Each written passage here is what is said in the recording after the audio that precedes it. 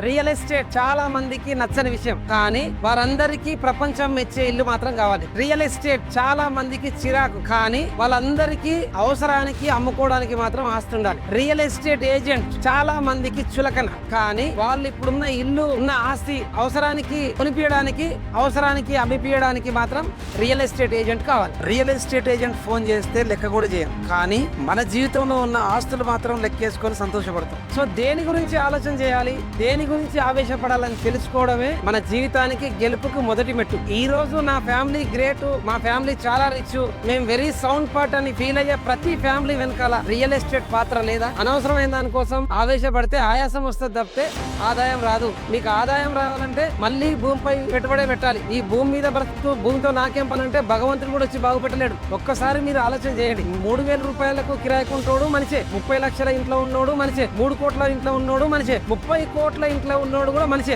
So వీళ్ళందరూ మనుషులు సమానం అన్నప్పుడు విలువ కూడా సమానం ఉండాలిగా. ఎందుకంటే 30 కోట్ల ఇంట్లో ఉండే వాళ్ళు భవిష్యత్తుని దృష్టిలో పెట్టుకొని ముందే భూమిని నమ్మి ఇన్వెస్ట్ చేసిరు కనుక ఆ భూమి విలువ పెరిగింది కనుక ఆ మనిషి విలువ పెరిగింది. మనుషులందరూ సమానమే. మీరు విలువల కోసం లెక్క చేయడం కోసం పరితపించకండి, బాధేయపడకండి. మీరు ప్లాట్ కొనుక్కోండి, ఖచ్చితంగా మీ విలువ పెరుగుతుంది. నాకు రియల్ లైఫ్ లో స్టేటస్ లేదు, నన్ను ఎవరు లెక్క చేస్తలేరని బాధపడే కంటే భూమి నమ్ముకొని రియల్ ఎస్టేట్ నమ్ముకొని ఇన్వెస్ట్ చేయండి. It is not about real estate, it is all about your real